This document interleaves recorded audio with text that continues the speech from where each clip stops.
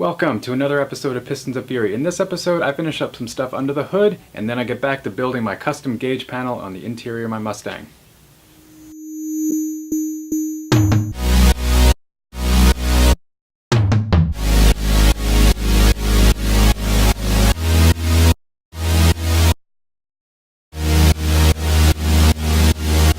Okay, so this is what $8 buys you from Napa.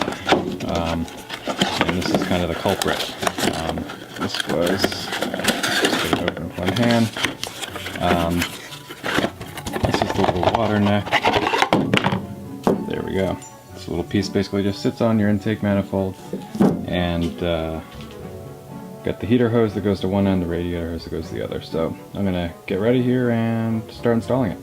Hopefully get this thing started back up and running again.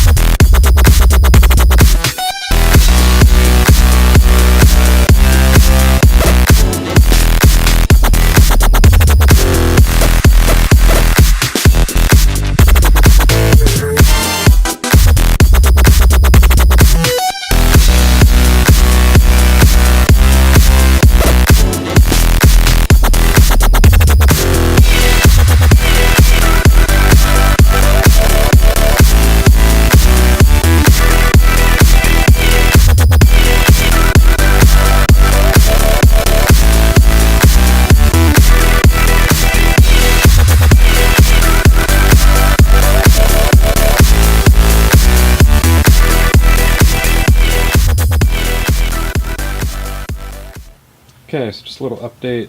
So what I'm doing here is I'm just kind of cleaning up these spark plug wires. I've had these boots for a while that go on the ends of the spark plugs between the header pipes.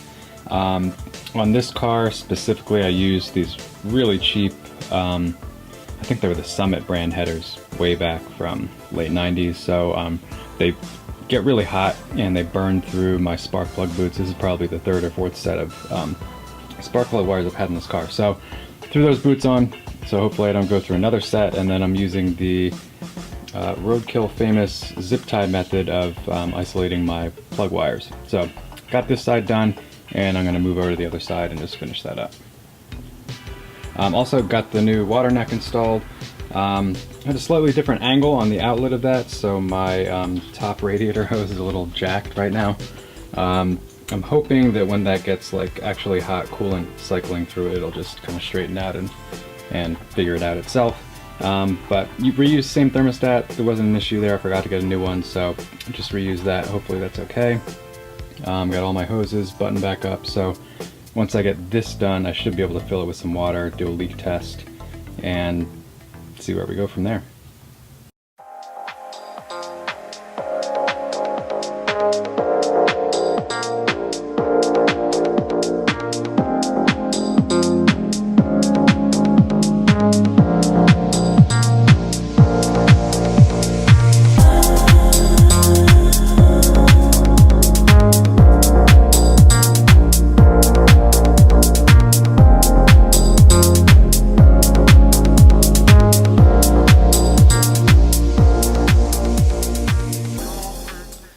Okay, so when we last left on this car, I was digging into the dash wiring. So what I need to do is basically just follow the wiring map in my manual and match up all the wires that went to the original dash cluster and map them to my new cluster. Now it's a little different because you have single wires that go to lights. You have factory sending unit wires, which I'm now bypassing and going to my other wires. So I'm just going to continue and try to plow through that. It's not super exciting on video, so I don't know how much of that I'm going to capture. If there's anything of note, I'll be sure to note that. But in terms of getting the car ready and progressing on the car, I have the rest of my interior parts. I'm also going to be finishing up the other door panel today. Hopefully getting that all buttoned up so the interior is more or less done. I'm going to skip the dash panel and the headliner for now, just because those two things together are, you know, in excess of 500 bucks. And I would deem them non-critical. They're like nice to haves, not must-haves to drive it. Let's see, what else? So once I get done with the interior bits here, I've got the engine all buttoned up, so that's all done. Should be fine, should hold coolant. Hopefully there's no leaks. I'll check that when I start it back up. So once I get the dash panel and I've got working instruments and a working tach, I should be able to start it back up and maybe even get it out of the garage. One other thing I need to do is I need to do the alignment, so that's probably going to be the next episode, but that's really the final thing that I need to do to be able to drive the car. So getting close, gonna hammer away on this interior stuff and we'll see how far we get.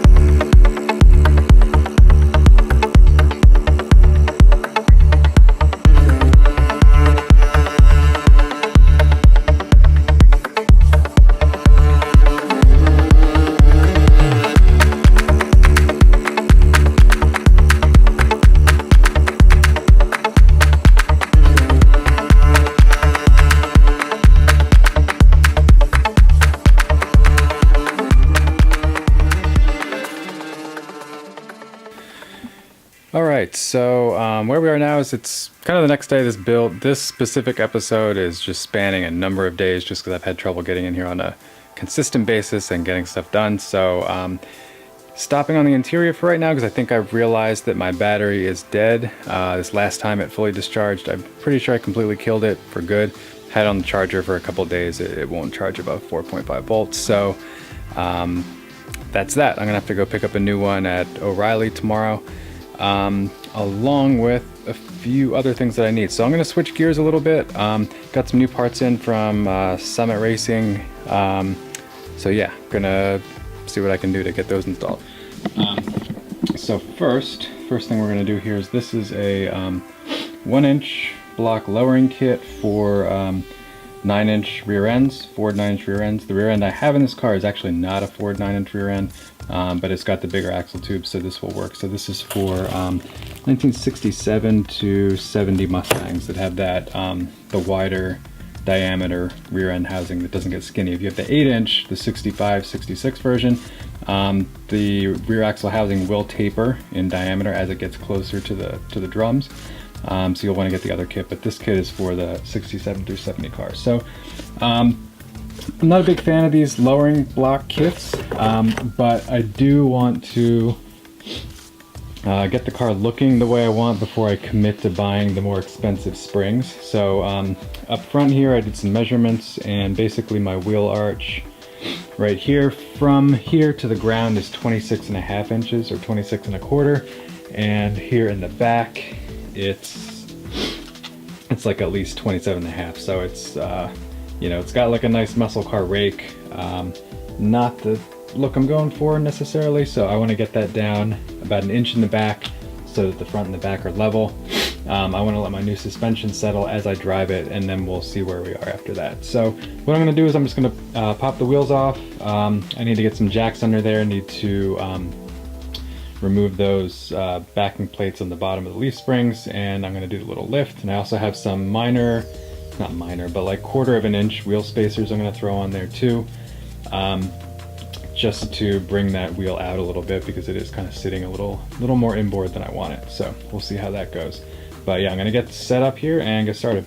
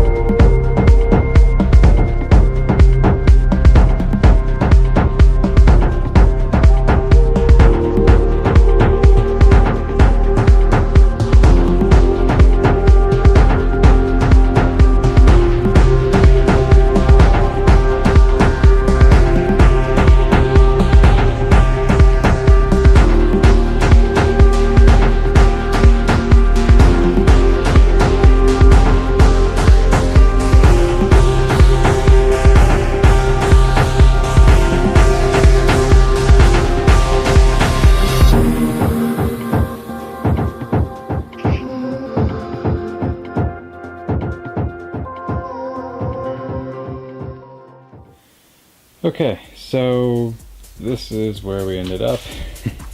I was able to get that spacer on because I actually had this spacer kit, and the hub-centric diameter, or the hub diameter, was too small on this car, or too big on this car. The wheel spacer was too small, whatever, you know what I mean. So I actually had to clearance the other spacer. This spacer that I have left over is not clearance, so it looks like I won't be able to get that on the car tonight just because I don't feel like doing that. But I am going to go ahead and put the other lowering block on the other side. I don't know if it's the way I have it sitting here in the garage, if it's uneven, or if the car just needs to drive and settle, but that basically only brought it down about 1/4 inch. So not really sure what's up with that, but I am going to go ahead. It only took about a half an hour, so I'm going to go ahead and get the other side done, and that way we can check that off, and that will be done. Probably not going to record that. It's kind of tight over the underside, and it's really just the same as this side. So we will chat again after that. Alright, so that's it for tonight. Got both those lowering blocks on, got one spacer on this side. I'm still sitting a little high on the rear driver's side. I was thinking maybe that's because I have a battery in the back of the car on the passenger side, so maybe that's accounting for the half-an-inch drop on that side. But truth is, I really won't know until I get it out on the road and get the suspension settled and get it riding. You know, get some weight on the new shocks and everything. So that's it for tonight. We're gonna come back tomorrow. I got some more stuff to do on the interior. Got to grab a new battery from O'Reilly's. So I'm gonna do that, and hopefully that should fix a lot of the electrical problems I've been encountering, because I'm basically trying to I'm trying to wire up this dash gauge pod. But to do that, I need voltage sources and things like that. So the battery's been causing me some issues there. So hopefully get all that done tomorrow.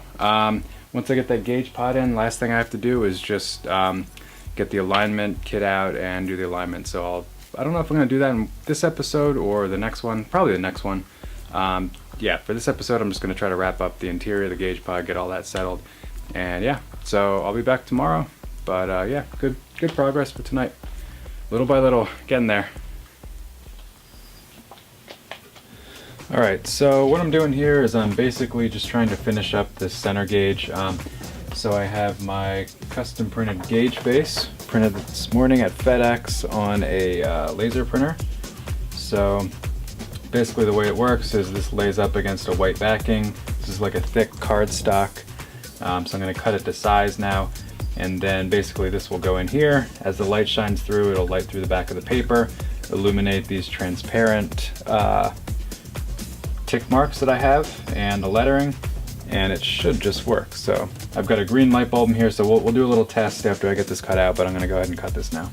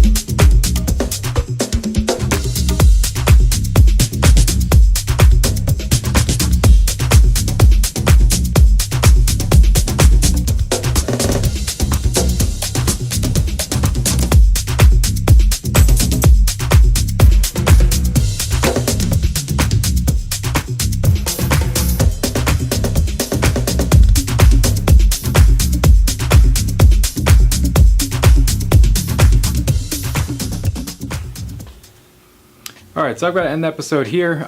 So what happened is this morning I went out to O'Reilly's to pick up a battery, and I was actually doing a quick Google search in the parking lot prior to going in the store, and it turns out that they sell their batteries for close to what I can get a nice Optima battery online for. So picked one of those up from Summit Racing. It should be here hopefully tomorrow, which is Saturday, and I'll be able to drop that in and continue here, but not having a live battery is really killing my ability to troubleshoot this wiring for the gauges and get that finally done. So I've got to call it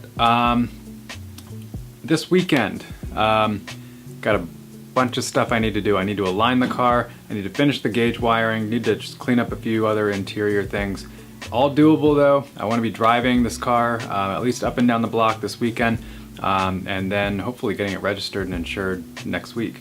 So that's a big stretch. I'm actually leaving town to go on vacation with my family next Friday. So I've got one more episode coming out, which will be the following Friday. Today is Friday. I'm supposed to be actually launching or releasing this episode today. So I've got some editing to do tonight. Yeah, so anyway, I've got work to do this weekend. Launch an episode next Friday. I'll bring a GoPro with me on vacation. I'm gonna be there for a couple weeks. We'll talk about that next episode. So anyway, a little more to go, but we're almost there. We will be driving. Car's all set, ready to go. Engines good to go. Just need a battery and some gauges. Anyway, thanks for watching. If you like it, please throw me a like, subscribe to the channel. Almost done with this car, and we got a nice big project sitting out in the driveway, my 1966 Dodge Coronet wagon, so we're gonna be working on that next. And we got dirt bikes racing down the street, so we're gonna end on that. All right, thanks for watching. We'll see you next week.